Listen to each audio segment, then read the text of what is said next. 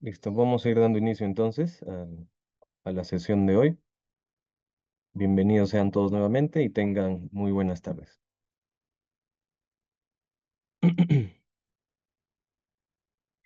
Bien, estamos entonces en el programa de capacitación de enfermeros y obstetras para el fortalecimiento de sus conocimientos y habilidades en la coordinación de ensayos clínicos denominado Enfocados.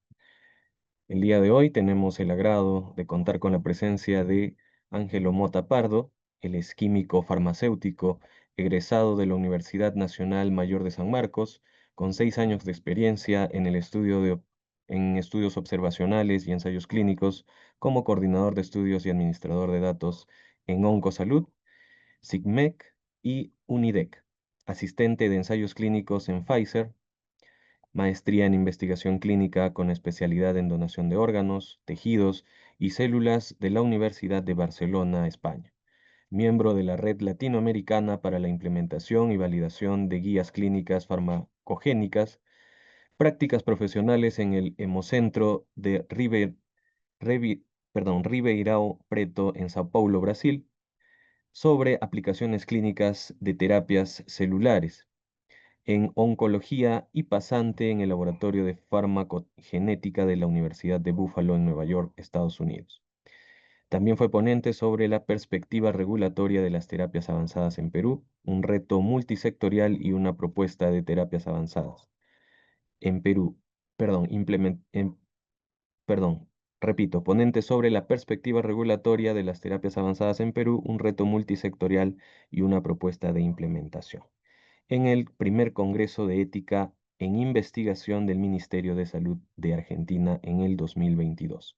También gestor tecnológico y coordinador de proyectos internacionales sobre desarrollo de dispositivos médicos en la empresa Staff Vida de Portugal y bioinformática en el consorcio Cabana del Reino Unido.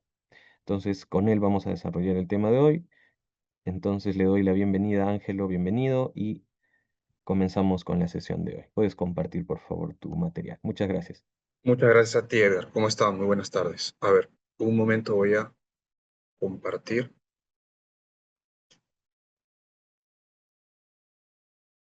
A ver, Perfecto. Sí se ve. listo. Muchas gracias. A ver, voy a pantalla completa. Listo.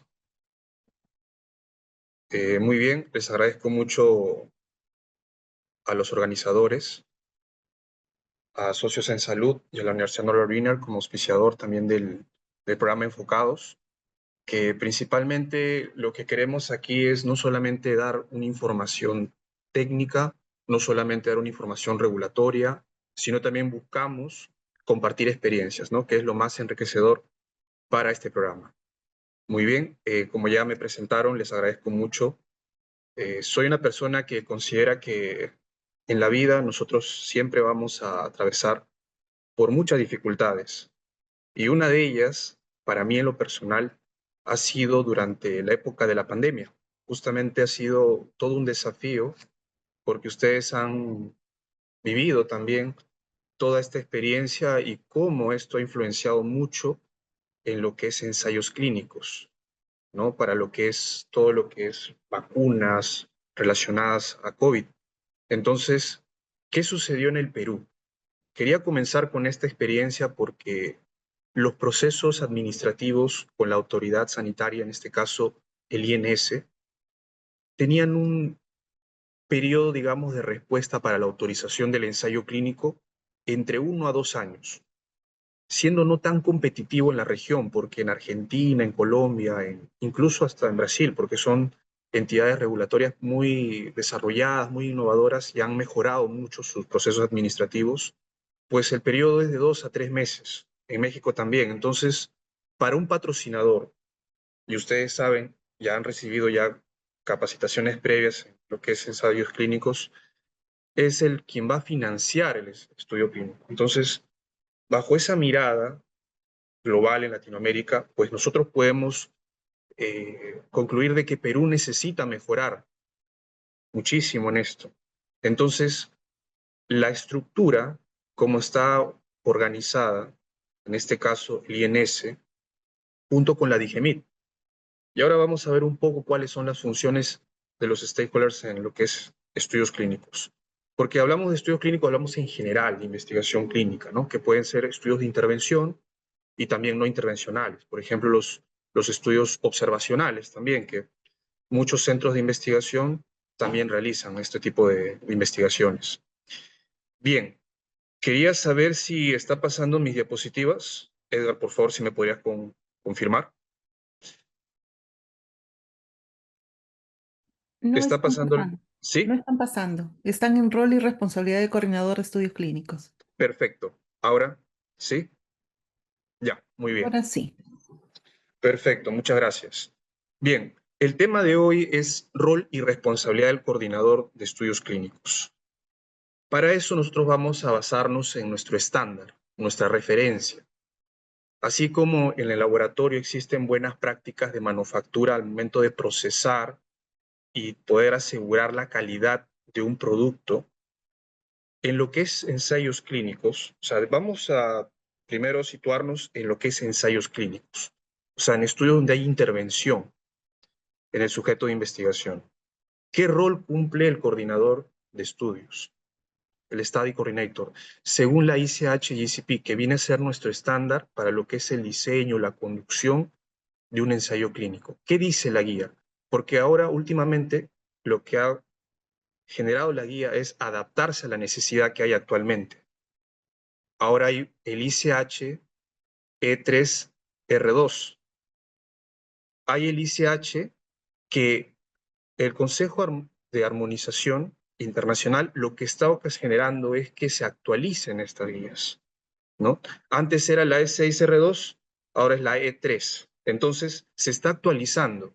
Y hasta la fecha, si ustedes ingresan a la página oficial del ICH, pues ahí ustedes pueden observar que hay pues una adenda, es decir, se está en revisión, se está mejorando estos documentos, pero ya han sido considerados como parte, digamos, de documento referente para lo que son los organismos reguladores a nivel mundial. Entonces, ¿qué nos dice acerca del coordinador de estudios? Porque si ustedes revisan, no figura de manera explícita el rol del coordinador.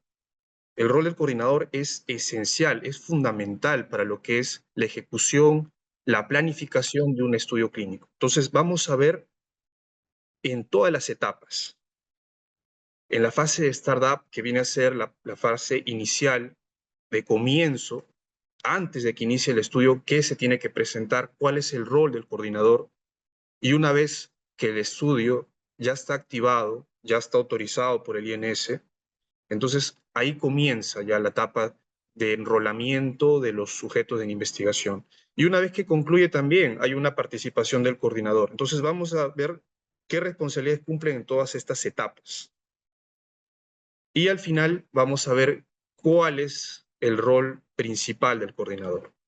Muy bien. ¿Qué nos dice la ICH de buenas prácticas clínicas? En la revisión del R2, que está del año 2016, no redefine sus responsabilidades básicas, es decir, no hay una sección explícita del rol que debe cumplir un coordinador.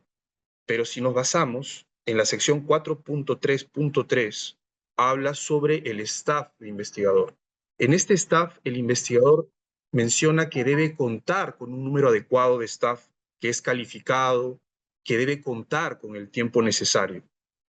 En la R3 está en la sección 2.2.2, que indica también que el investigador debe contar con un tiempo suficiente para la ejecución de un estudio clínico. Entonces, de esta manera, la responsabilidad en un centro de investigación recae en el investigador principal.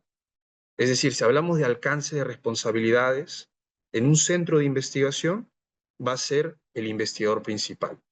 Pero si hablamos en general de un ensayo clínico, el responsable final es el patrocinador.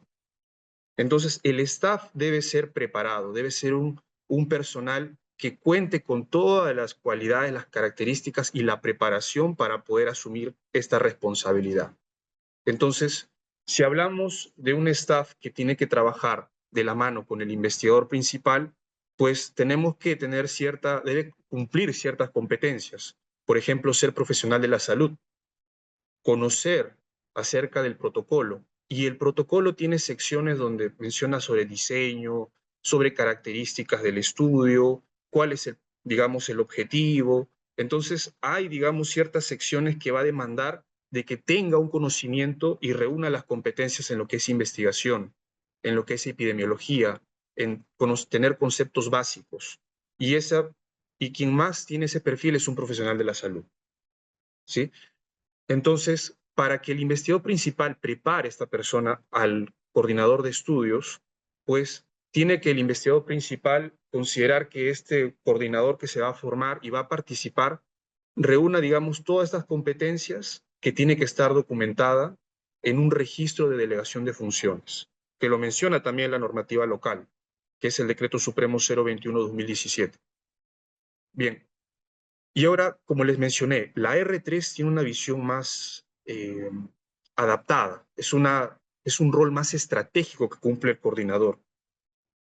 Entonces, se va a redefinir cuál es el rol del coordinador, porque si bien ya existía ya un concepto del coordinador, la R3 está adoptando las tecnologías, el uso de las tecnologías, el enfoque que se maneja ahora es calidad por diseño. Y esto viene ya desde la R2, que es la integridad de datos y la protección de los sujetos humanos. O sea, tenemos que proteger la seguridad, que es lo más importante.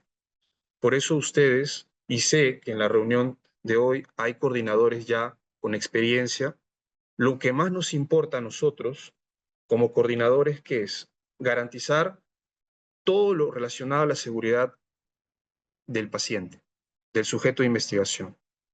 ¿Y cómo garantizamos eso? Cumpliendo todos los procedimientos que están registrados, indicados en el protocolo. Y toda esa información que se va a reunir debe cumplir los principios del ALCOA, ¿no? Que sea atribuible, es decir, que tenga la persona quien registra la información, sea la persona que está delegada para el estudio, que sea también este acrónimo pues contiene diferentes, ¿no? Que sea legible también el documento, porque cada información que se va a registrar tiene que ser legible. No puede haber borrones, no puede haber sobrescrituras, por ejemplo, ¿no? Y que debe ser contemporáneo también, porque un procedimiento no puede ser simultáneo, no puede ser un procedimiento de acuerdo al protocolo, se debe cumplir primero, antes que inicie cualquier procedimiento específico del estudio, tiene que estar informado el sujeto de investigación. O sea, la persona quien desea voluntariamente participar debe estar informada. Y para eso hay todo un procedimiento, un proceso, que es el proceso de consentimiento informado, ¿no? Entonces ahí es la interacción, las preguntas, la resolución de dudas de parte del paciente hacia el investigador. Entonces, este enfoque que indica, ¿no?, que debe protegerse a los participantes, y una forma de protegerlos es que esté informado antes de su participación. También hay este enfoque estratégico de la R3 habla sobre los registros electrónicos, ¿no?, que más adelante vamos a ver en las funciones ya específicas. Les voy a dar algunos ejemplos con respecto a lo que es la monitorización y cómo el coordinador participa. Yo había comenzado la presentación durante la época del COVID porque fue ahí mi primera experiencia en un centro de investigación, porque había una convocatoria para ser administrador de datos. Y para poder ser un administrador de datos, tienes que primero conocer todo lo relacionado a la documentación fuente en ensayos clínicos, porque es la fuente de origen que los datos que recibimos del paciente. ¿Y quién es el que documenta? Por ejemplo, en la historia clínica, es un documento fuente, es un dato de origen.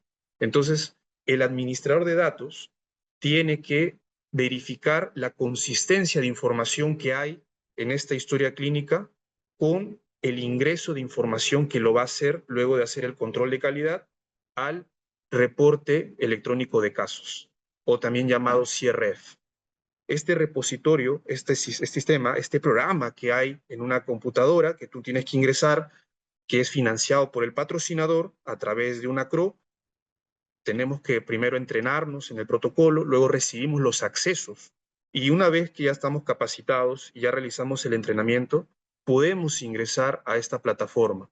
Pero antes de ingresar, tenemos que hacer esa verificación de los procedimientos. Y ahora me vas a preguntar, Ángelo, ¿y cómo yo puedo garantizar esta verificación de información?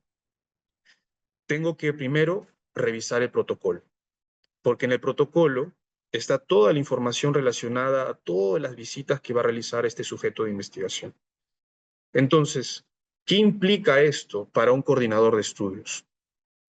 Implica que va a pasar de ser un ejecutor a ser un gestor de riesgos, o sea, un monitoreo basado en riesgos, porque sabemos que cada procedimiento, el coordinador en algunos centros, si bien realiza todo el circuito completo, pero en otros centros más organizados hay diferentes personas encargadas de un rol específico. Por ejemplo, cuenta con su facilities de laboratorio, de farmacia, de área de triaje, de tópico, del consultorio, donde trabaja directamente con el investigador principal o el subinvestigador. Entonces, de todas esas áreas donde un paciente va cuando tiene una visita por lo general, el coordinador tiene que participar activamente en esa identificación de riesgos. Ángelo, ¿y cuál sería digamos, un área crítica para un paciente? ¿Cuál creen ustedes? Por ejemplo, si se le toma una muestra, por ejemplo, ¿no? ¿Qué indica el protocolo? Y no solamente el protocolo, también hay procedimientos específicos del estudio. Y esos procedimientos están formando parte complementaria del protocolo, porque el protocolo también en el futuro puede tener cambios. Esos cambios pueden ser sustanciales, pueden ser de procedimientos, entonces ya estamos hablando de una enmienda al protocolo. Y esa enmienda al protocolo tiene que recibir primero el investigador principal para que lo gestione con el coordinador y pueda ser sometido al comité de ética. Luego el comité de ética envía un fallo y luego recién ahí, una vez que esté con la enmienda ya aprobada por el comité, recién ahí se puede actualizar la información.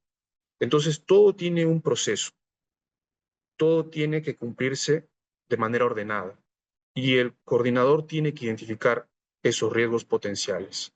Otra área crítica también es farmacia, la unidad de dispensación de ensayos clínicos. ¿Se imaginan que un paciente reciba un producto por otro? Sería un riesgo para la seguridad, ¿verdad? Y eso involucra también una desviación al protocolo.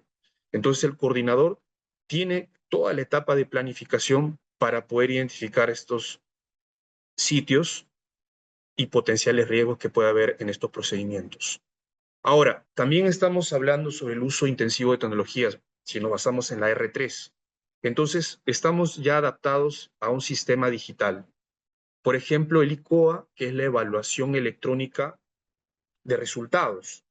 Porque en la época del COVID, por ejemplo, ustedes saben que el paciente, pues, una vez que se realizaba, digamos, y estos, dependiendo del protocolo, una autotoma de muestra, por ejemplo. El protocolo decía que si el paciente manifiesta síntomas relacionados a COVID, el paciente tenía su kit para poder realizarse una autotoma de muestra. Esta autotoma de muestra luego tenía que ser enviado al laboratorio para que pueda procesarlo y luego darnos el resultado. Entonces, estos procedimientos van acompañados también de reportes que realizaba el paciente.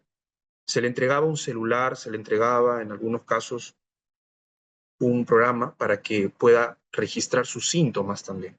Se le entregaba, por ejemplo, un oxímetro para que pueda realizar sus mediciones dependiendo cada 12 horas, cada 8 horas. Entonces, esto va ingresando a una nube y la nube va, digamos, actualizándose en un sistema para que esa información sea recibida en tiempo real, tanto al centro de investigación como también al patrocinador u OIC. También tenemos manejo de eSource, que viene a ser el manejo electrónico de datos fuente. También hay el EHR, que viene a ser Electronic Health Record, que viene a ser todo el registro electrónico de salud. Es decir, en algunos centros ya manejan un registro para poder tener una trazabilidad, porque hay pacientes que ya tienen una historia clínica. Son pacientes que tienen un seguro, por ejemplo, en esa clínica, y la clínica ya maneja la historia clínica electrónica. Entonces, esa información cómo lo puede recibir un investigador principal para que luego esa información que está en este registro electrónico pueda identificar qué paciente cumple con los criterios para poder participar en un ensayo clínico, porque no todos pueden participar. Si ustedes me dicen, Ángelo, deseo participar, quiero ser voluntario, ya, primero se tiene que revisar el protocolo si tú cumples todos los criterios de inclusión y no cumples los criterios de exclusión. Entonces es importante también manejar esa información y esa data ya se está manejando a nivel electrónico. Entonces yo les comento esto por experiencia, porque antes que inicie el estudio, como parte de la planificación, tenemos que nosotros trabajar con los médicos especialistas, porque hay ensayos clínicos que son pues de ciertas enfermedades oncológicas, enfermedades infecciosas, porque al final, ¿qué busca un ensayo clínico? ¿Por qué se investiga en humanos? Porque hay un producto en investigación que se quiere demostrar que si su eficacia y su seguridad no es inferior a la convencional, porque la convencional muchas veces, y yo les digo porque he visto con algunos pacientes, por ejemplo, de pacientes oncológicos con cáncer en estadio 3, 4, que ya no responden al tratamiento convencional. Entonces, el protocolo, a través del protocolo hay otra alternativa que tiene que evaluar tanto el médico de cabecera como el paciente. Porque también existe un riesgo. No sabemos qué puede pasar. Entonces el coordinador tiene que tener ese enfoque, tiene que tener esta gestión de riesgos, esta cualidad de ser un gestor. Y también las actividades que tienen, digamos, más tediosas, que viene a ser, digamos, la seguridad, como le estaba diciendo, ¿no? Entonces se tiene que gestionar adecuadamente eso. Muy bien. La colaboración más estratégica.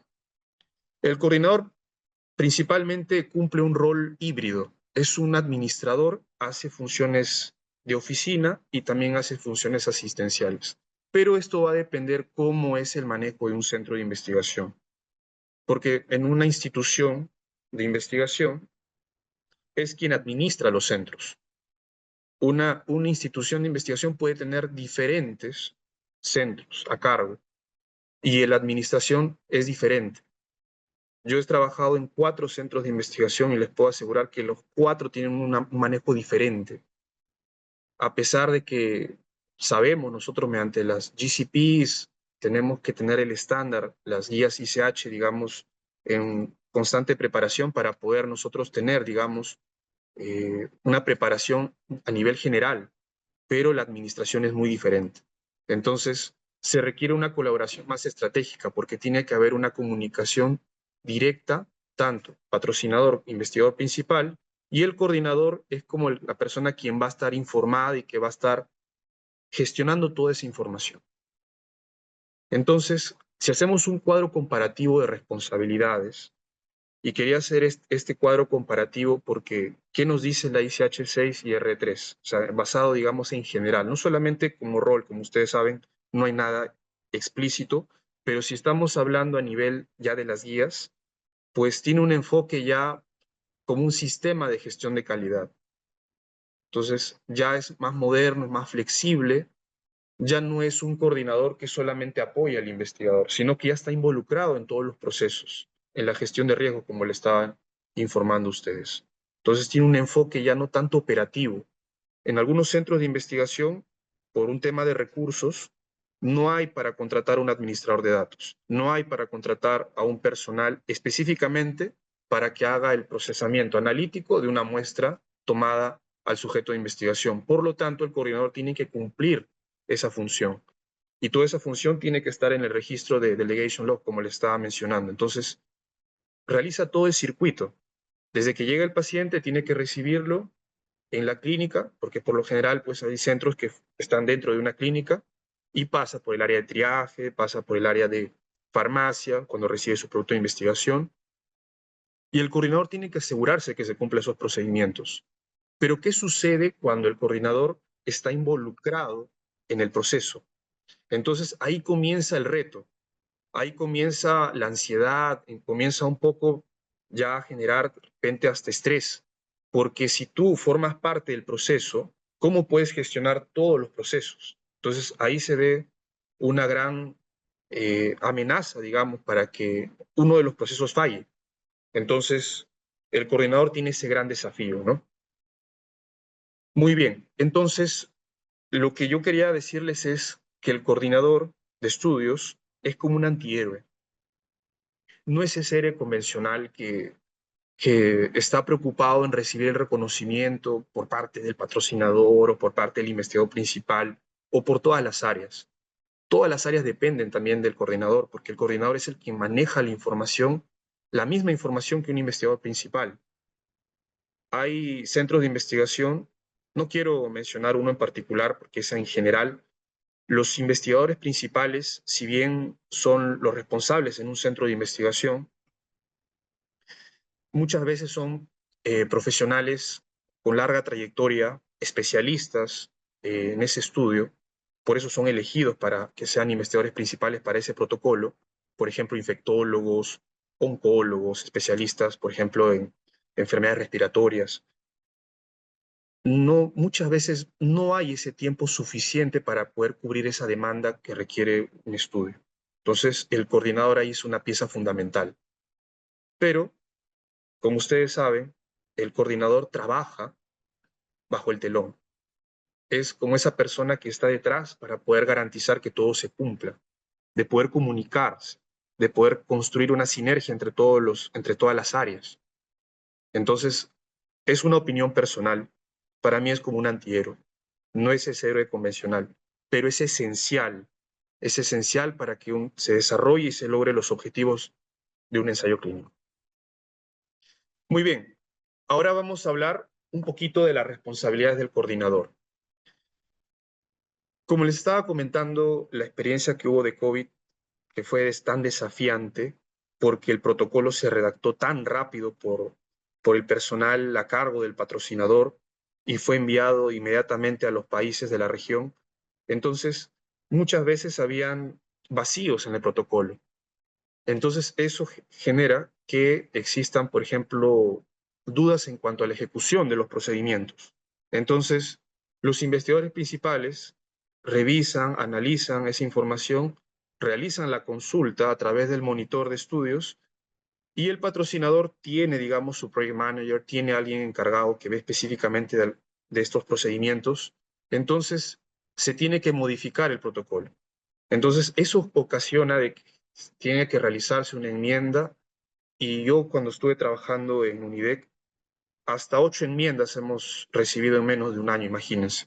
Entonces, era una actualización constante que teníamos que realizar junto con el investigador principal y con todo el staff de investigación. Entonces, es importante también tener eso en cuenta, la adaptación a la necesidad. Entonces, yo recibí y yo inicié mi rol como coordinador en un estudio activo, cuando ya estaba en ejecución, pero me faltó conocer la parte de planificación, la parte donde inicia un estudio. Y eso lo aprendí en otro centro de investigación, porque hay otros centros donde recién llega el patrocinador, toca la puerta y le dice, queremos saber si ustedes tienen el acondicionamiento, cumplen con los requisitos necesarios para la ejecución de este ensayo clínico. Entonces, ahí es donde empiezan los procesos de study startup. Quieren ver la factibilidad si es que cumple con las condiciones para que inicie un estudio en ese lugar. Entonces, si ustedes quieren saber cuántos centros de investigación hay en el país, pueden ingresar a la página del INS, al REPEC, al Registro Peruano de Ensayos Clínicos. Hay un buscador, incluso ya lo han mejorado, hay una búsqueda avanzada, y ustedes van a darse cuenta cuántos centros de investigación están autorizados, porque tiene que estar autorizado por el INS, por la DIS, la Dirección de Investigación e Innovación en Salud. Entonces, es importante eso, ¿no? Que el coordinador, la formación que tiene es muy dinámica. El coordinador tiene que ser una persona que tiene que adaptarse rápido a todos los escenarios. Entonces, cuando inicia este estudio, entonces antes de que llegue el primer paciente, entonces en esta fase, ¿qué comprende? Que junto con el investigador tienen que hacer un checklist de si cumple con todas las condiciones, con todo el equipamiento, con toda la infraestructura para poder realizar el estudio de ese patrocinador. Si tenemos los equipos, porque a veces pregunta el patrocinador en este formulario, envía un formulario donde pregunta, ¿tienes este equipo? ¿Puedes realizar este procedimiento en el país? Le preguntan al investigador.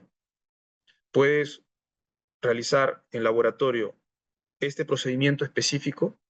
¿Tienes estos insumos? Porque muchas veces esa información es valiosa para el patrocinador porque también podrían tercerizar, pueden mandar la muestra al extranjero, pueden analizar esa muestra en el mismo lugar. Entonces, todo eso tiene que ser evaluado en esta etapa.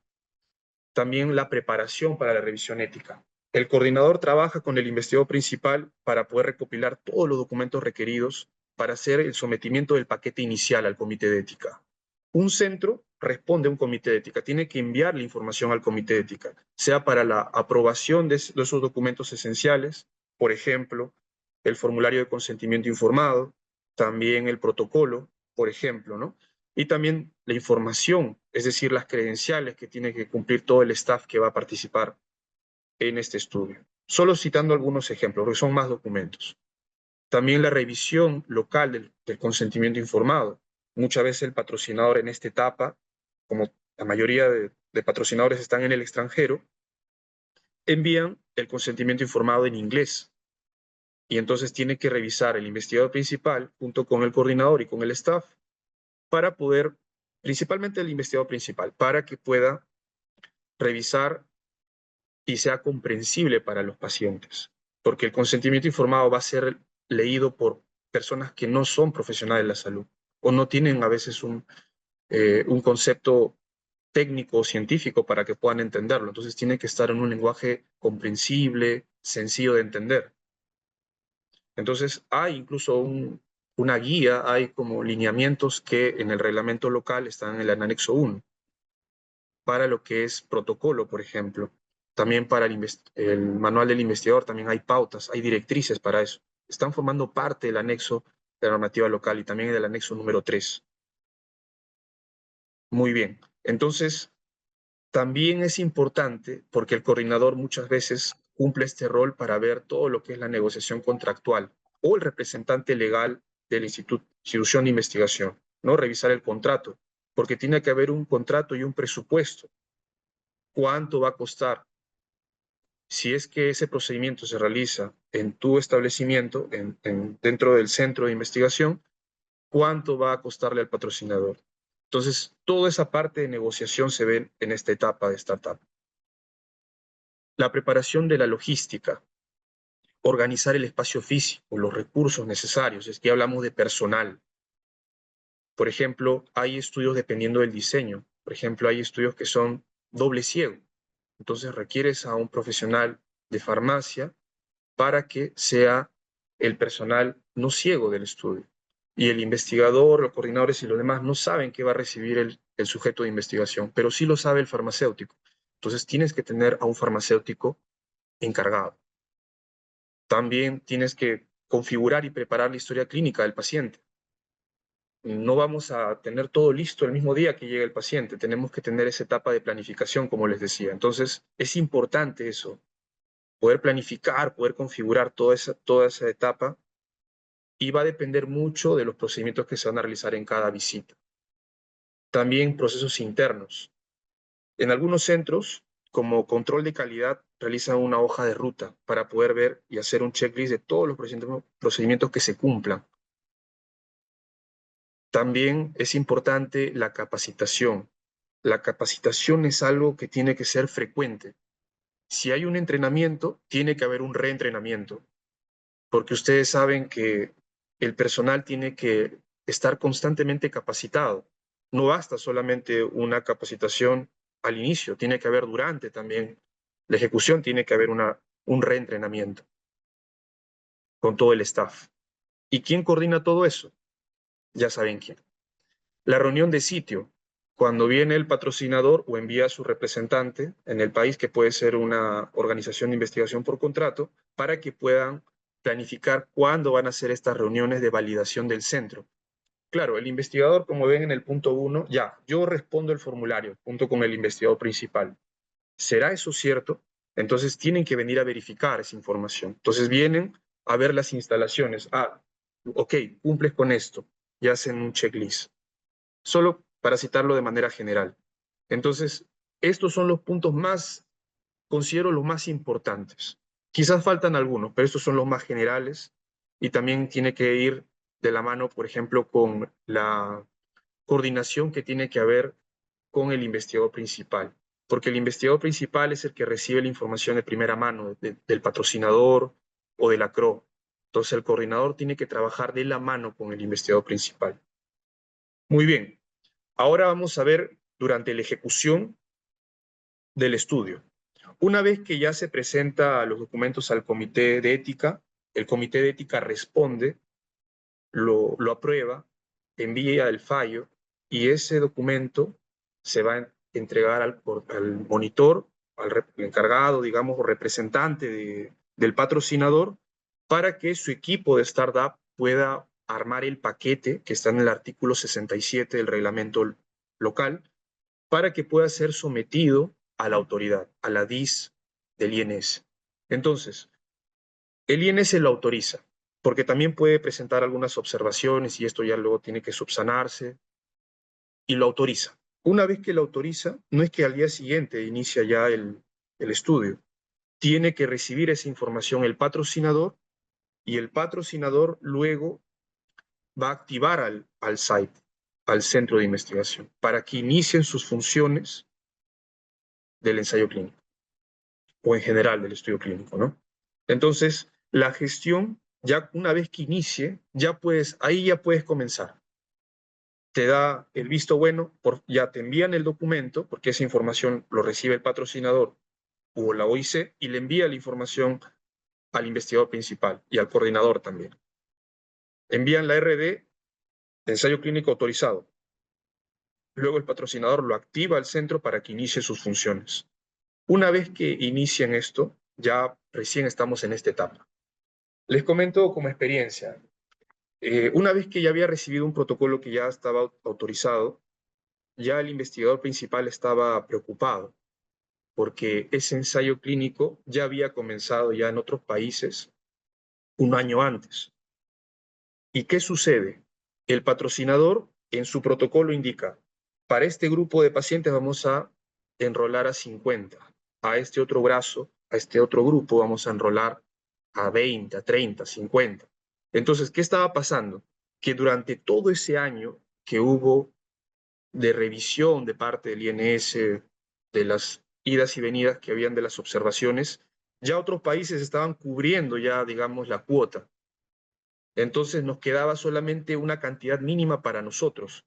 Entonces es importante, y volviendo a esta etapa de startup, porque ¿cuál es el objetivo de todo este equipo de startup? Hacer que el ensayo se autorice en el menor tiempo posible para que pueda iniciar pronto y pasemos a esta etapa, porque es competitivo. O sea, son ensayos que se realizan no solo en el Perú, sino también en diferentes países, por eso son estudios multicéntricos. Entonces es importante que podamos reducir lo máximo que se pueda. Tenemos que hacer que este periodo sea lo más corto posible para que luego tengamos el tiempo necesario, el tiempo suficiente para la ejecución.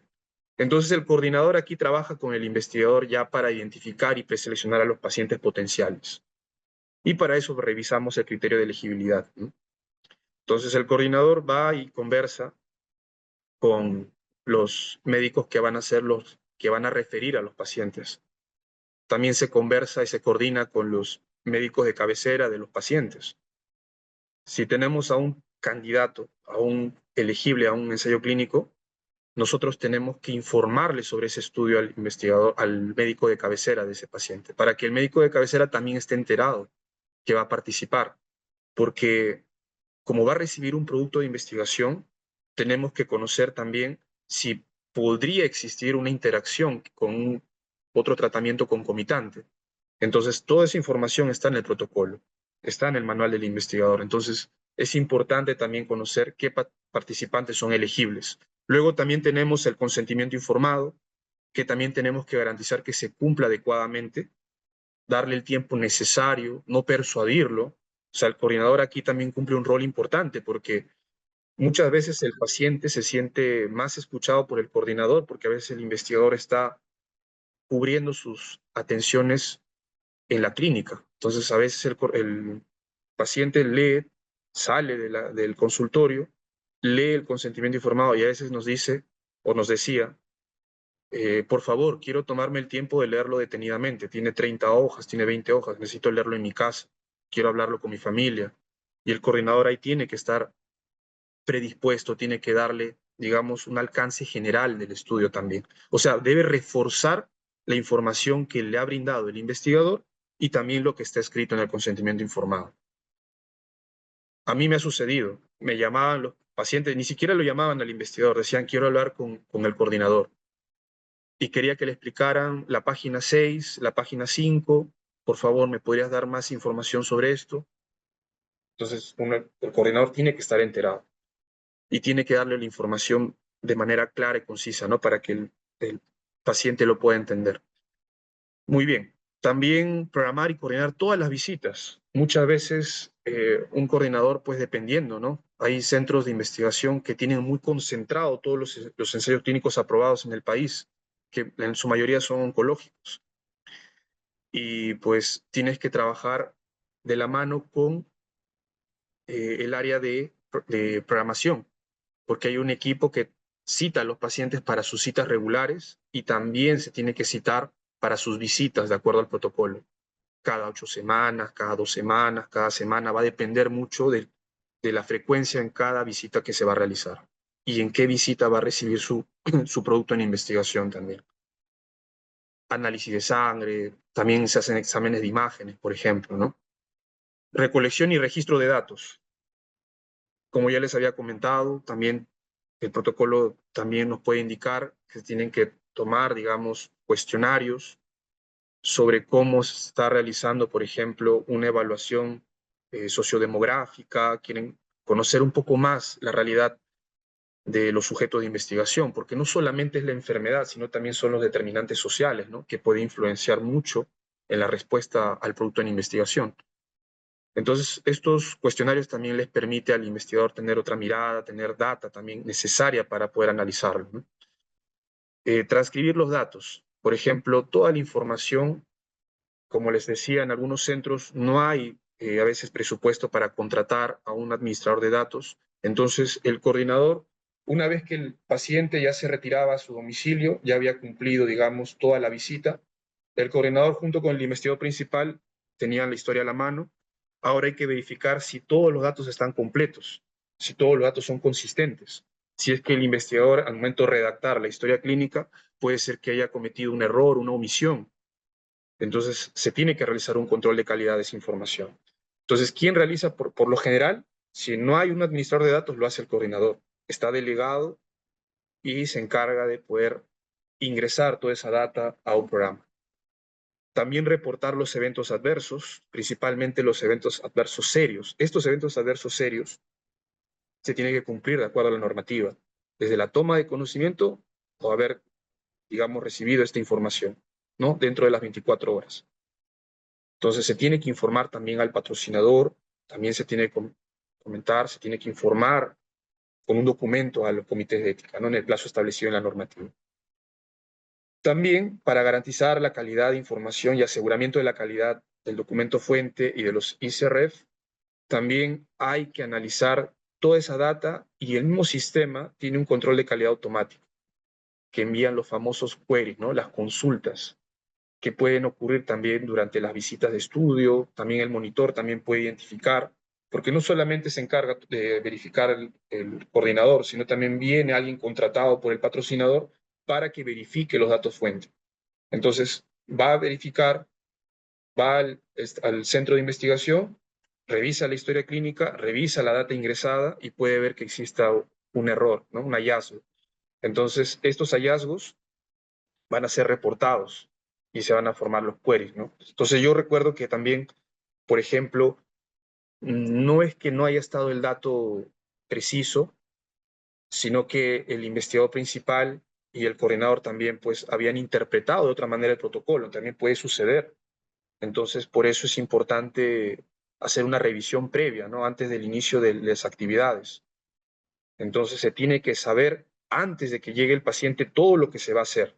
Y si hay alguna duda, y si no está escrito, tenemos que levantar la mano y hacer la consulta a quien corresponde, ¿no? Ya sea al patrocinador, al monitor, para que pueda levantar, digamos, esa consulta y pueda solucionarlo y enviarnos la respuesta inmediatamente.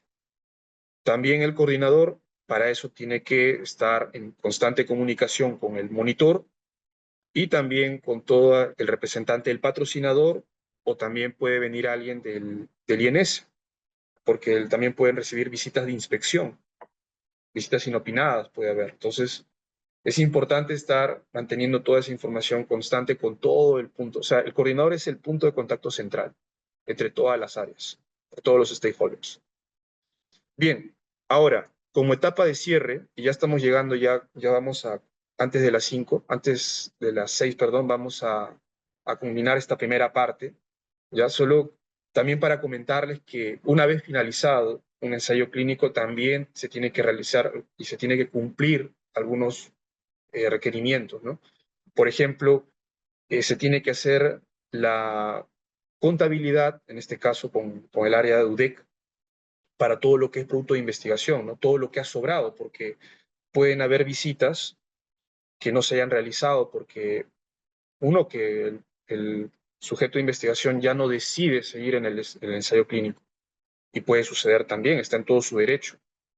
Entonces, o también puede ocurrir de que pueda presentarse un evento adverso serio que determine que el investigador principal también suspenda el tratamiento. Puede ocurrir también eso. Entonces, hay muchos escenarios y que puede generar y ocasionar de que no se entregue todos los productos de investigación a los pacientes, ¿no? A los sujetos de investigación. Entonces, el área de farmacia va a tener sobrantes. Entonces, se tiene que coordinar eso porque es responsabilidad directa del patrocinador, ¿no? Cómo va a ser el procedimiento de devolución o destrucción? De igual manera, también se tiene que notificar al comité de ética, ¿no? O sea, hacer un informe final. En esta parte, me olvidé de mencionarles que también hay informes que, dependiendo de la RD, pueden ser de manera trimestral o semestral, ¿no? Los informes de avance. Y ahí se va recopilando todos los datos de seguridad, todos los eventos adversos que ha tenido el paciente, los SAEs, por ejemplo, ¿no? Entonces, aquí, en esta etapa, se brinda ya un informe final.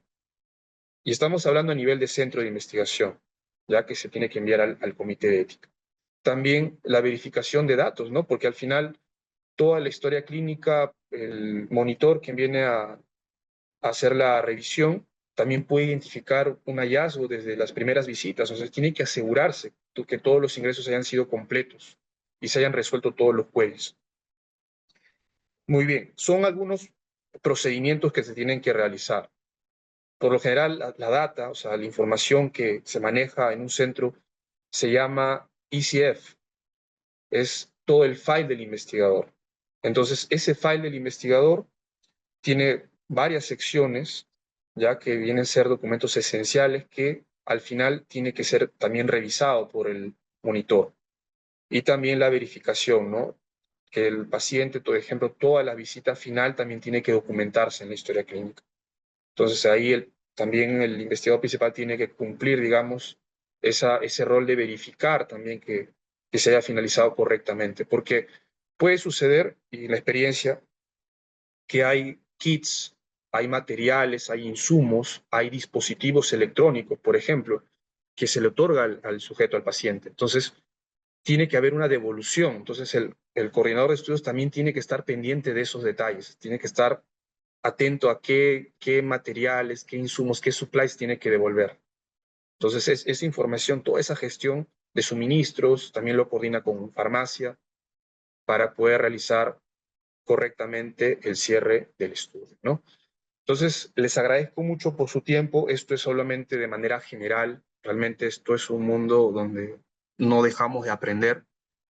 Eh, como, les, como les había comentado Edgar, ¿no? Yo trabajé como administrador de datos en la introducción que me brindó, y también he trabajado como coordinador, también he trabajado como asistente de laboratorio, y todas esas funciones que he realizado me ha permitido ya entender y conocer lo que hace en cada área, ¿cierto? Porque el coordinador también puede cubrir esa necesidad.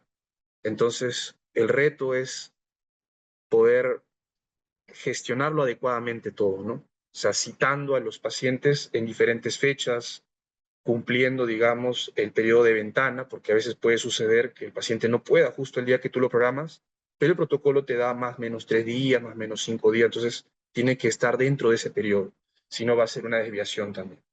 Entonces, hay diferentes anécdotas que les podría contar, por eso quería aprovechar unos minutos para decirles también, pero no sé si con respecto a lo que les he presentado ahora tienen ustedes algunas preguntas.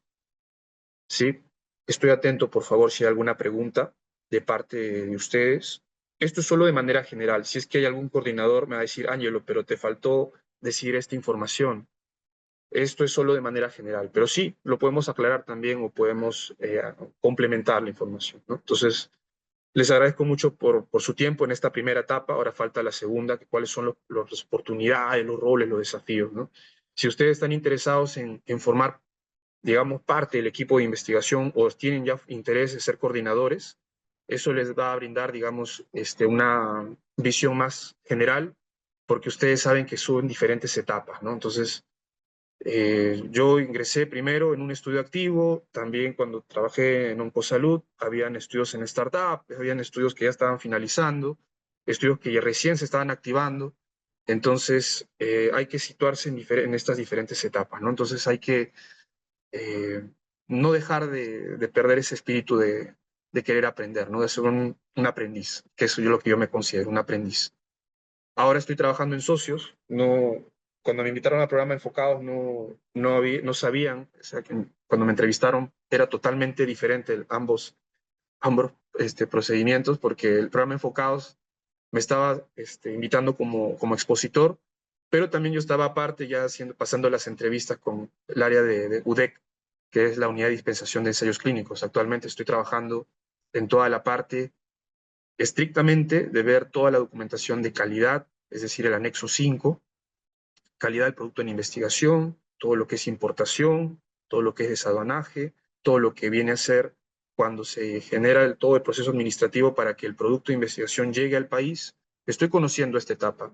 Entonces, me fascina, me gusta muchísimo.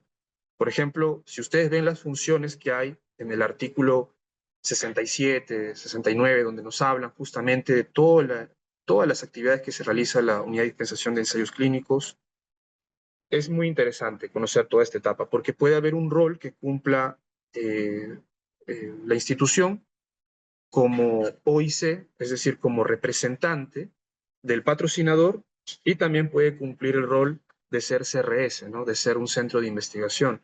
Y ahí las actividades son diferentes, ¿no? Entonces, eso quería comentarles. Socios en Salud, por ejemplo, para algunos estudios es una OIC o una CRO, su sigla en inglés, o también es una CRS, es un centro de investigación, ¿no? Entonces, eso quería comentarles actualmente.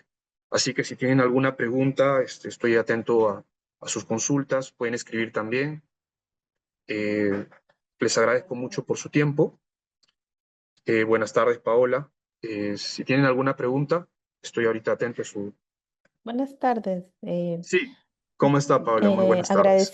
Agradecida por la exposición. La verdad que es interesante poder enfocarnos en un proyecto, porque en realidad cuando llevé la maestría me enfoqué también en proyectos de inversión.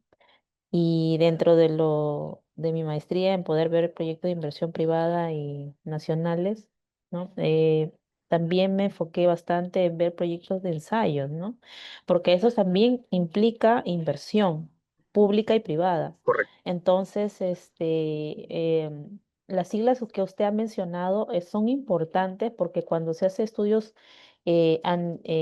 sociales, es importante identificar cada uno de los organismos intervenidos, ¿no? correcto, E inclusive relacionados también a los asociados, a quienes van a ser, a quienes van a estar incluidos en el proyecto, ¿no? Entonces, es importantísimo esta información que usted ha mencionado en toda la clase para poder realizar este tipo de estudios y enfocarnos inclusive a realzar los proyectos de ensayos clínicos que en realidad son tan necesarios ahora para el Perú y que siga avanzando todavía la salud, ¿no? Que correcto. eso es lo que queremos llegar. Eso quería acotar, nada más. ¿Algo Muy más que amable. pueda decirnos desde su experiencia haber visto proyectos de inversión? Sí, justamente gracias, muchísimas gracias, Paola, por tu intervención. Le agradezco muchísimo. Eh, Hace unos días ha publicado la doctora Maritza Arreategui de Rodrigo Asociados sobre cuántos ensayos clínicos han sido autorizados en el Perú. Que es muy importante eso, ver cómo es este diagnóstico, cómo es esta, digamos, medida que se le hace a la autoridad, ¿no? Porque es importante y es fundamental, porque un patrocinador también va a velar por sus intereses. Y de nada sirve que se desgaste, que invierta sus recursos en un país donde no es competente en la autorización que hace a sus ensayos clínicos. O sea, el tiempo que demora, porque, por ejemplo, no es competente si pasa más de 1 año o 2 años, ¿no? Entonces, y también esto afecta mucho también para que luego pueda ser autorizado por DIGEMIT, porque puede ser también un producto en investigación que luego pueda más adelante obtener su registro sanitario con la autoridad que le compete, ¿no? En este caso, la DIGEMIT. Entonces, en este estudio que ha hecho este análisis de corte del 2024 hasta el octubre del 2025, o sea, de octubre a octubre, las cantidades de ensayos clínicos que han sido autorizados han sido 53. Y con respecto al año pasado, hay un aumento de 3 ensayos clínicos. O sea, fue 50 en el 2024 y ahora en este corte ha sido 53. Entonces hay un ligero aumento, no, pero es un aumento que podría ser más significativo si es que la autoridad también identifica cuáles son los cuellos de botella. Cuando yo estuve en las capacitaciones del INS, ya hace muchos años, 2022, recuerdo que mencionaban la directora ejecutiva, en ese entonces se llamaba OJIT, Oficina General de Investigación y Transferencia Tecnológica, ahora se llama DIS. Eh, Menciona que el principal problema es que no hay el recurso humano necesario, suficiente para cubrir esta demanda. O sea, les falta personal. Y cuando uno ve, digamos, las convocatorias en los CAS que hay en la plataforma del INS, pues no es tan remunerado y también por otro lado también hay requisitos que debe cumplir, ¿no? Por ejemplo, tener serums, por ejemplo, ¿no? O sea, tiene que ser una persona que, para que pueda formar parte del equipo o para cualquier institución del Estado, ¿no? Ministerio de Salud. Entonces, eso genera de que muchos profesionales que quizás se han formado en el sector privado no puedan integrarse porque no cumplen los requisitos. Entonces, el problema se vuelve ya más de estructura organizacional. Entonces, esto afecta mucho, y eso también es algo que quería compartirle, que para mí el problema no es el personal, porque muchas veces dicen que, bueno, se tardan mucho, no sé qué ocurre, son como tortugas, dicen, ¿no? Pero realmente no es el problema de las personas. Igual también en un centro de investigación, que puede haber una desviación mayor al protocolo, ya la persona ya no quiere incluso ni comer, o sea, se sienten mal, se sienten afectados de no cumplir parte del protocolo. Pero el problema no son las personas. Durante todos estos años se ha aprendido de que el problema son los procesos. Entonces, necesitamos, y eso también es una tarea personal para mí más adelante, de los 30 a los 40 años que voy a tener en este periodo de 10 años, en conocer todo lo que es proyecto de inversión, todo lo que es gestión pública, todos los desafíos que hay como director de proyectos, o sea, ya es otro tipo de formación.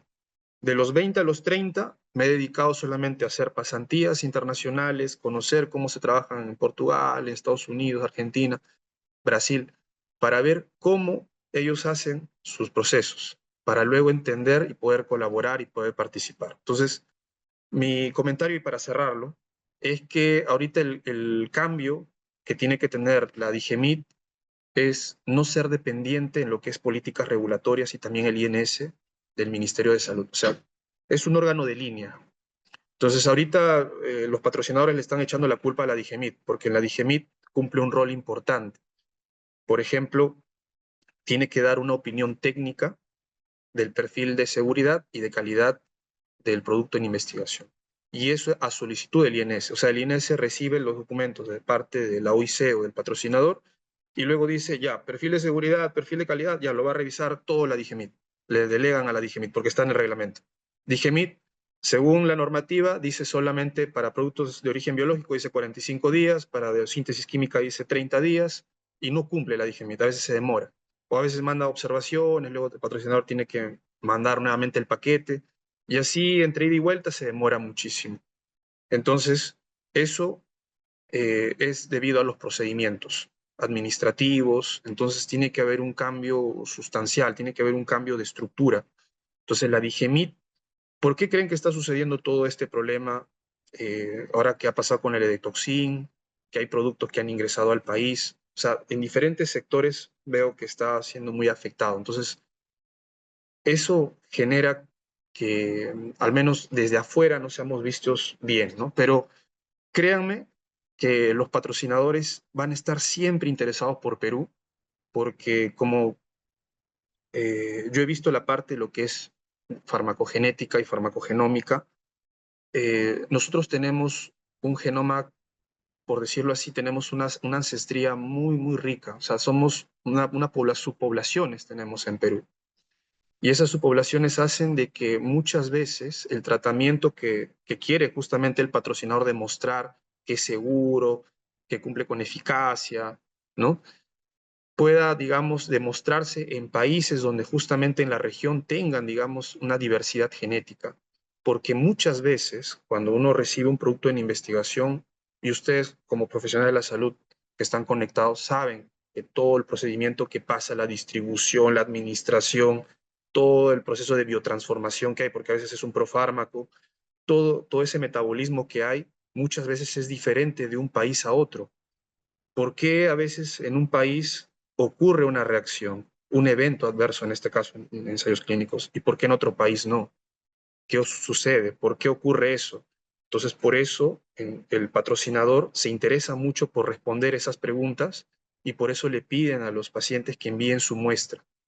Porque cuando llevan esa muestra, llegan a un laboratorio central en Estados Unidos, en Europa, y lo que hacen es hacer todo un análisis del exoma del paciente, ¿no? Entonces, hacen un repositorio ya a nivel genético para ver si existe una mutación puntual, si existen factores epigenéticos. Entonces, ya la ciencia ha avanzado tanto que tenemos que estar a la altura de las circunstancias, ¿no? Entonces, para responder tu pregunta, necesitamos un cambio de fondo, no de forma.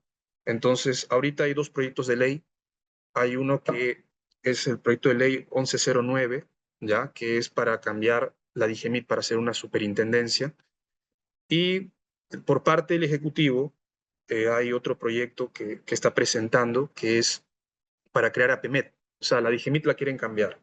Por un lado, el Ejecutivo quiere que sea un órgano técnico especializado y por parte del Colegio Químico Farmacéutico del Perú quieren que sea un organismo regulador, una superintendencia, ¿no? Como es en otros países de la región. ¿Por qué Brasil? ¿Por qué Argentina? ¿Por qué son más rápidos? No porque sean mejores que nosotros. Yo les puedo garantizar que los coordinadores en Perú son tan buenos, que si hacemos indicadores, digamos, de cumplimiento, de gestión, estamos tan bien como ellos, o sea, no somos menores que ellos en eso. Porque ahí ingresen a la FDA y van a colocar warning letters, o sea, todo lo que son cartas, digamos, de donde está toda la información que hace público la FDA de todos los hallazgos que encuentran en sus centros.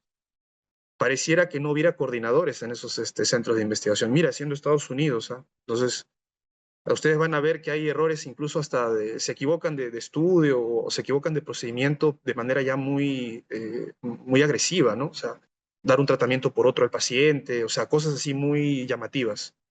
Entonces, para mí el cambio debe ser estructural, de fondo. Entonces, ahorita hay dos proyectos de ley que recién eh, aún no llegan al Pleno. Recién están pasando por la Comisión de Salud, la Comisión de Trabajo, y para mí eso va a ser fundamental.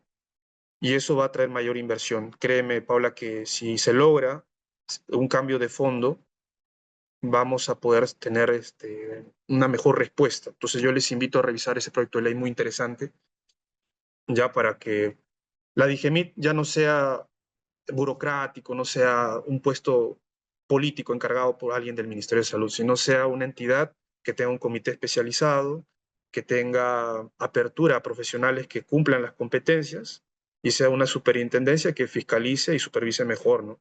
Y pueda realizar una respuesta más directa. Entonces, eso es mi respuesta para comenzar ahora la siguiente etapa. Entonces, eso quería compartirles a ustedes.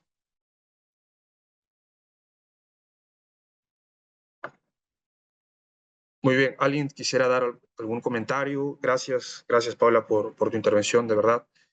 Eh, Tengo un canal de Spotify que se llama Jevio Nexus, ya es un emprendimiento que tengo ya desde hace unos años.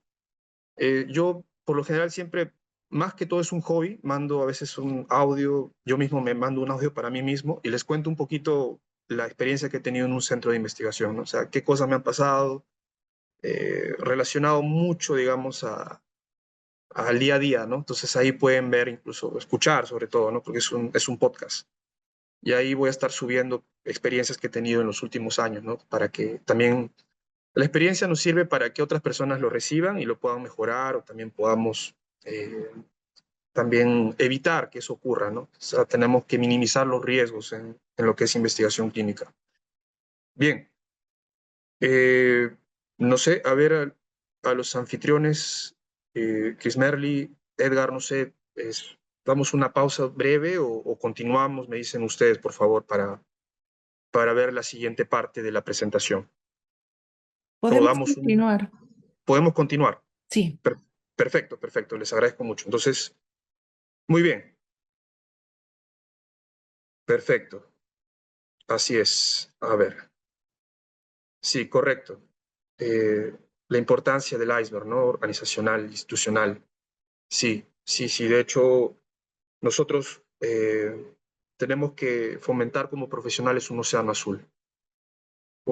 azul innovador, competitivo. Y yo les puedo asegurar que en el Perú existen todos, ¿ah? Todos son muy buenos, de verdad. Tanto investigadores, coordinadores y todo el staff que forma parte de la investigación clínica. Eliana está levantando la mano. Eliana Sí, Calderón, por sí. favor. Hola, buenas tardes. Muy buenas Muy tardes. agradecido en realidad a su ponencia. Es muy, muy, muy buena, muy rica en todo lo que usted nos está enseñando y recordando, ¿no? Y sí, yo quería acotar en relación Sí, a lo sí, importante que se nos conoce. Yo también soy coordinador de estudio. Tengo ya más o mucho menos gusto. 16 años de experiencia como coordinadora y sobre Qué todo en la gusto parte conocerla. y sobre todo en la parte de la niñez. O sea, he empezado como coordinadora en adultos, pero luego me he enfocado más en la niñez. Me encantan los niños. Así que en relación a nivel internacional, sí, nuestro Perú tiene un nivel alto en relación a la coordinación, porque, como usted bien decía, los coordinadores somos pues un pilar en un centro de investigación. Por Correcto, ende, es uno de nuestros objetivos de que haya buena complianza, ¿no? Que se cumpla nuestro, lo que nos solicitan en relación a la cantidad de pacientes que vamos a enrolar, a lo que se van a escrinear, ¿no? Entonces, la adherencia al tratamiento, a los procedimientos, eso es correcto, importante. Entonces, yo recuerdo cuando estuve en Argentina en un meeting, en un estudio, y estábamos haciendo un meeting posterior a un estudio, que ya había iniciado el estudio, y estábamos viendo estrategias de cómo cumplir, que haya una buena compliance en la adherencia al tratamiento y a que los pacientes pues se queden durante todo el estudio, ¿no? Y entonces nosotros pues como centro, como Perú fuimos y, y le dijimos que nosotros teníamos el 99% de cumplimiento, o sea, teníamos 1% que salía del estudio, ¿no? Y eso, pero ¿cómo lo hacían? Porque ellos estaban en el 75%. Y entonces ahí era el hecho de cómo trabajamos, cómo era la calidad de atención con nuestros pacientes y sobre todo el acompañamiento de la familia, porque tú te haces parte del paciente y entonces es ese acompañamiento, ese compromiso que tienes hace que pues tus pacientes te quieran un montón, ¿no? Y por ende, Perú sí está en un buen nivel como como coordinación y nos quieren, ¿no? Nos quieren que en realidad el Perú aumente más estudios para Sí, que continuemos. O sea, tenemos un buen nivel, o sea, como dices, correcto. ¿no? No es nada del otro mundo o que el país de Europa sean mejores que nosotros. Mentira. Nosotros somos Exacto. tan mejores como ellos también, Sí, porque estamos exacto. haciendo lo mismo que ellos hacen y estamos cumpliendo los procedimientos y los estándares que nos piden cada estudio, ¿no? Entonces, nada, hay que seguir adelante y creo que trabajar para que esto mejore y que los que estamos en entrenamiento cada día es igual, o sea, sentirnos de que cada día aprendemos. Todos los días aprendemos y estamos en eso para avanzar. Nada, y adelante. Gracias. Gracias, Elena. De verdad, qué gusto conocerte. Has visto pues todos los cambios que hubo en COVID, antes de COVID, después de COVID, y todo para bien, ¿no? Porque es lo que queremos al final.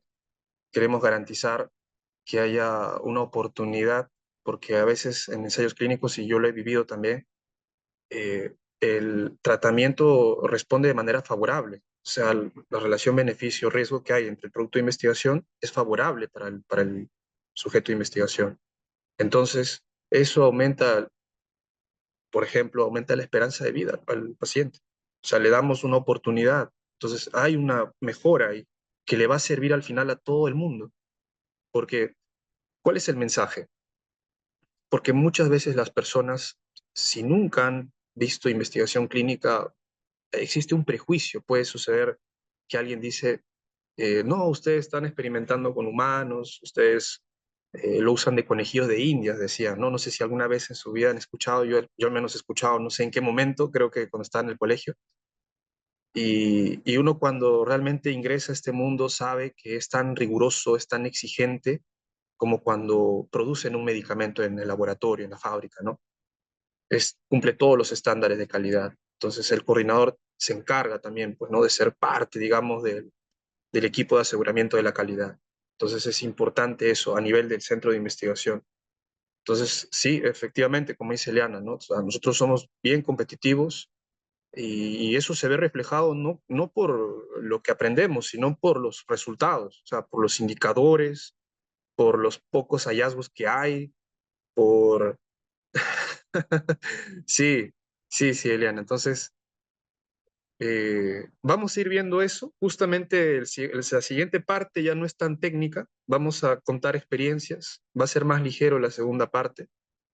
Y ahí vamos a ir comentando y también me gustaría interactuar con ustedes también, ¿no? Entonces, y ahí podemos compartir anécdotas también, que yo sé que hay muchísimo eh, y, y uno siempre se siente bien compartiendo porque es algo que muy bonito que te sucede y a veces de todo el día que puede ser muy ajetreado, puede ser muy estresante, al final viene el paciente y te agradece, ¿no? Te agradece y te dice gracias, gracias, te dice una gracias, te abrazan, porque te vuelves parte, digamos, del acompañamiento del sujeto de investigación y te das cuenta que se le da no solamente la oportunidad de darle un nuevo producto, que al final, debido a la decisión voluntaria que tiene, ese producto al final va a ser llamado medicamento. Y luego, cuando sea llamado medicamento, van a estar en las boticas y en las farmacias, y cada vez que nuestros familiares se sientan mal, van a recibir por parte del prescriptor este medicamento, pero no saben cómo fue la historia de ese medicamento. No sabe cuántos años ha tomado de manera estricta todos los registros, las revisiones que tuvo que haber para que luego sea llamado un medicamento, ¿no? Cuando se arma todo el paquete, el CTD, cuando envían, la entidad regulatoria envía el patrocinador para tener su autorización de registro sanitario, o sea, envía un paquetón, módulo 4, módulo 5 de información preclínica, clínica, módulo 3 calidad. Entonces, toda esa data robusta hace que al final se presente de todos los países, se presente para que al final la autoridad lo apruebe, ¿no? Entonces, el mensaje que quiero que se lleven todos ustedes es que todo lo que ha tenido que pasar, todas las fases, desde la parte preclínica, ¿no? En cultivo celular, también ahora con uso de bioinformática estructural para analizar qué tipo de metabolito, qué tipo de estructura puede tener la molécula, con inteligencia artificial han hecho de hacer, por ejemplo, 1000 moléculas solamente de manera informática nada más, ¿no? Entonces, se ha mejorado muchísimo. Entonces, pasar por todas esas fases, fase 1, fase 2, ahora hay diferentes estudios, ahora hay otros tipos de diseño adaptativo, ahora el régimen puede cambiar durante el desarrollo del estudio para ver si es conveniente o no, o ajustar la dosis, o sea, se está innovando mucho los ensayos clínicos. Ya no es secuencial, incluso ya son simultáneos. En otros países europeos incluso tienen ya una autorización condicional desde ensayos clínicos. Entonces ahorita lo que se proyecta de aquí a unos años, y hablo a nivel mundial porque ya está aprobado, no es una mirada futurista ni nada, ya en Estados Unidos, la EMA ha aprobado terapias avanzadas. Ya en Brasil también tiene su reglamento para terapias avanzadas, igual Argentina. Entonces, ese marco regulatorio permite al patrocinador pues, llevar esos productos innovadores al país. Y eso genera mayor puesto de trabajo, genera una demanda de profesionales que cumplan las competencias. Ingenieros biomédicos, licenciadas en enfermería con la especialidad en lo que es transfusiones, donación de órganos. Entonces, por eso yo decidí estudiar esta maestría, este máster, para que tener esa mirada que tienen en Europa, ¿no? Entonces, para poder traer ese know-how al Perú, para poder estar preparado cuando ya se presenten esos cambios, ¿no? Porque al final Perú sigue ahí, sigue en cola, pero sigue ahí. Entonces, todos ya tienen su reglamento, Perú luego tiene su reglamento. Sale un decreto supremo, luego todos tienen que capacitarse, pero ya hay que saber todo lo que se viene más adelante, ¿no? Por ejemplo, los CAR T-cells son terapias avanzadas, son terapias celulares, donde imagínense, solo por decirlo de manera así muy general, le toman la muestra al paciente, que es un paciente oncológico, que tiene un cuadro de linfoma, esas células las llevan, las procesan, modifican el ADN de esas células y al final de esas células CAR-T, al final se modifican. Entonces al final expresan otra proteína y luego de las mismas células del paciente son nuevamente llevadas al paciente. O sea, el paciente recibe sus propias células. Entonces ya no es un medicamento, ya no cumple esa característica de un medicamento, porque el origen es del mismo paciente, pero esas células han sido modificadas genéticamente en un laboratorio. ¿Y qué hace ese nuevo tratamiento? Hace que responda el paciente de otra manera al cáncer, por ejemplo, ¿no? Entonces, así está ahora la medicina, ¿ya? Entonces ya no están, incluso en lo que es ingeniería de tejidos, ya están diseñando órganos en impresión 3D que están reemplazando a los donadores, porque al final es un reto también buscar un donador para un corazón, un riñón, para un trasplante, ¿no? Toda la procura de órganos, o sea, ya el enfoque es diferente. Entonces, y eso, ¿cómo nosotros podemos participar en Perú? A través de ensayos clínicos.